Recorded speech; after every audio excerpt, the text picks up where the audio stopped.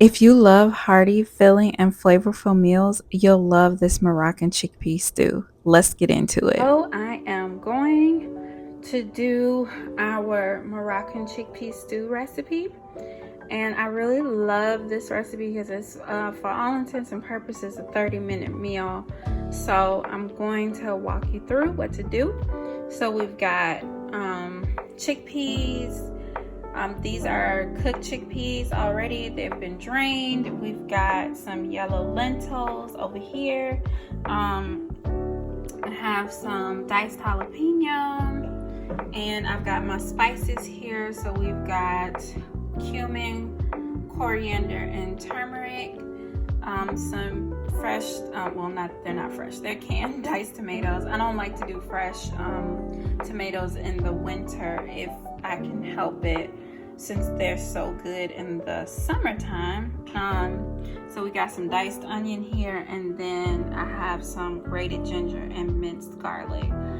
And back here, some olive oil. So, and over there, water. We'll need that for later.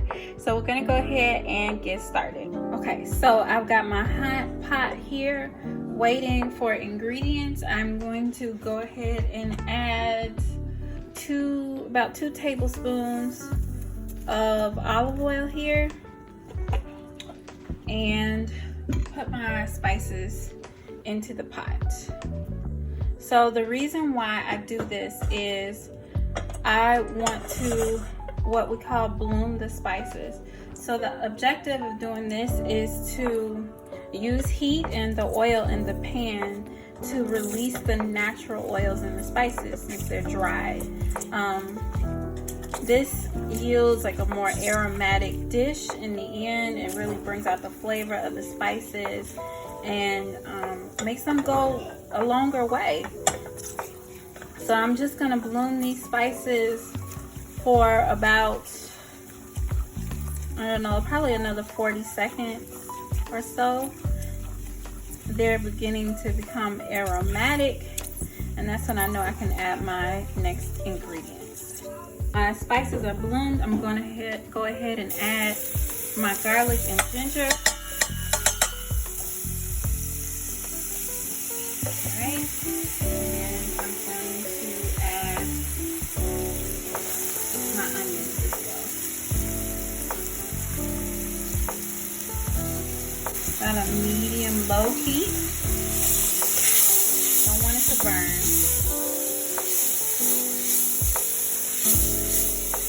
It's looking good already. So I'm just taking the onions and garlic, and I want this to kind of sweat. I want to cook this until my onions and my garlic are kind of soft and ever so slightly translucent. Okay, so it's been about a minute, and I'm going to add the jalapeno. I would recommend de-seeding your jalapeno, which is what I've done because I'm making this for a little one as well. And for the recipe, it also calls for harissa or sambal oelek if you don't have harissa paste. So I am basically cutting that in half. So the vegetables have begun to soften, and the spices are kind of sticking to the bottom, but that's okay. We're about to add some wet ingredients, and it's going to loosen up in the bottom of the pan. And our lentils, I'll fold those in. Give those a gentle stir. Allow them to toast up. And I'm gonna do our chickpeas. I just went ahead and cooked them from dry. And I got my cooked chickpeas recipe from Bon Appetit and cooked them into their sauce. So that's all I've done. And then I drained the liquid off and added this here. And now I'm going to add canned tomato.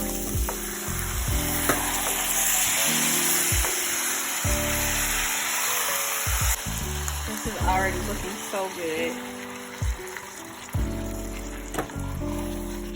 Okay, So I'm going to allow this to kind of simmer. The stew is going to be delicious. I'm gonna go ahead and add our water to this since it's coming up to a simmer. If you feel that you don't have enough liquid, you can always add more water or stop. Go ahead and add my harissa or sambal oleg. I'm using sambal oleg because that's what I had on hand. So I'm stirring that in, and this is going to come to a simmer. Now, cover it with the top that is way too big, but it'll still work nonetheless. And we'll be back after it has had a chance to simmer for about 20-25 minutes. While I'm allowing my stew to simmer, I'm going to go ahead and make some saffron rice. So it's just white rice, or jasmine or basmati rice, and a couple of pinches of saffron and some water. I'm gonna bring this up to a simmer and cover it. I'll come back after this is cooked so you can see what it looks like after. Okay, so this is our saffron rice, looking good. It's a beautiful yellow hue. I'm steamy. Taking a fork and just kind of fluffing this a little bit. And I am going to let this cool down, covered so it doesn't dry out, but I am going to turn it off. And this is the finished saffron rice. That I'll be adding to my Moroccan chickpea stew. I don't even remember where I got this from. I got it from a European grocery store. I really like the jar. It's beautiful. And it is a product of Germany. Hope it's good. Okay, so it's been about 20 minutes. Our stew has cooked down.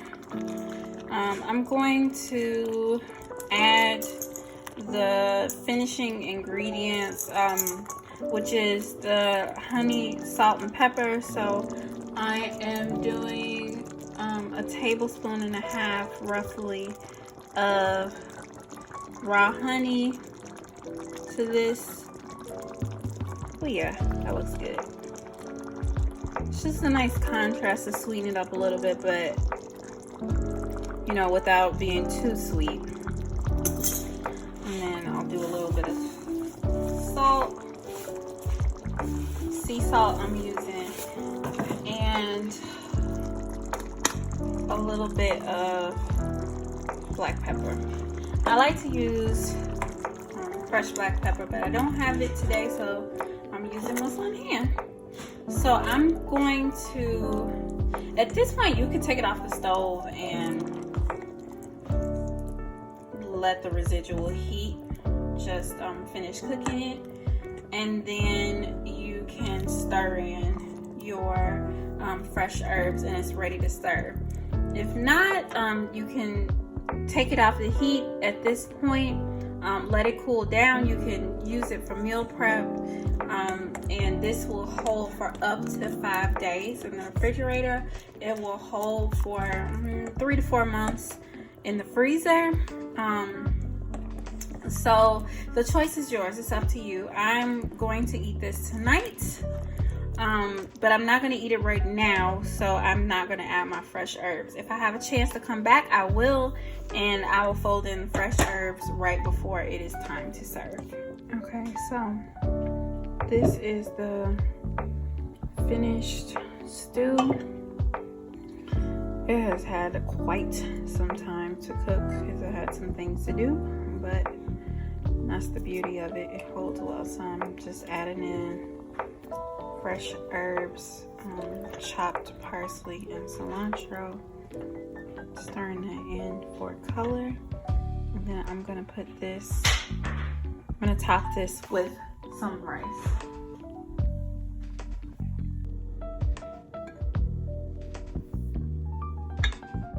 And there you have it. This is the finished stew. You can serve it, of course, with the rice, couscous, quinoa, pita, whatever you like. This is it. The full recipe is in the caption, and I hope you enjoy. Until next time.